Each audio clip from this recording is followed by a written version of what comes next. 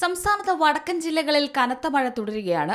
കള്ളാടി മണ്ണിടിച്ചിൽ ദുരന്തത്തിൽ കാണാതായ 5 പേർക്കായി തെരച്ചിൽ ഇപ്പോഴും തുടരുന്നു. വയനാട്ടിൽ നിർത്താതെ പെയ്യുന്ന മഴ തെരച്ചിലിന് വെല്ലുവിളിയാകുന്നുണ്ട്. NDRF, civil defence, police, fire force സേനകളുടെ നേതൃത്വത്തിൽ ഇന്ന് സോൺ 3 തെരച്ചിൽ വ്യാപിപ്പിക്കാനാണ് തീരുമാനം. ഡ്രോണും കെടാവർ നായ്ക്കളെയും ഉപയോഗിച്ച് തെരച്ചിൽ നടത്തിയിരുന്നെങ്കിലും കാണാതായവരെ കണ്ടെത്താൻ ഇതുവരെ സാധിച്ചിട്ടില്ല.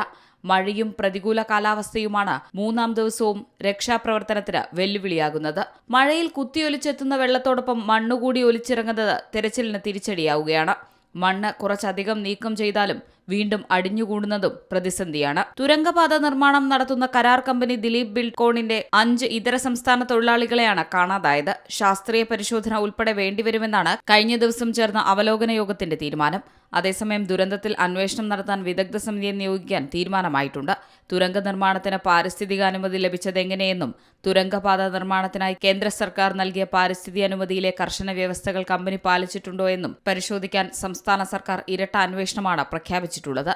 അന്വേഷണം പൂർത്തിയാകുന്നതുവരെ കള്ളാടി ആനക്കാംപൊയിൽ തുരങ്കപാത നിർമ്മാണം താൽക്കാലികമായി നിർത്തിവച്ചിട്ടുണ്ട്. C Malayalam news, Wayanad. ഏറ്റവും പുതിയ വാർത്തകളും വിശേഷങ്ങളും വിരൽത്തുമ്പിലറിയാൻ സി മലയാളം ന്യൂസ് എല്ലാ ഡിജിറ്റൽ പ്ലാറ്റ്ഫോമുകളിലും ലഭ്യം.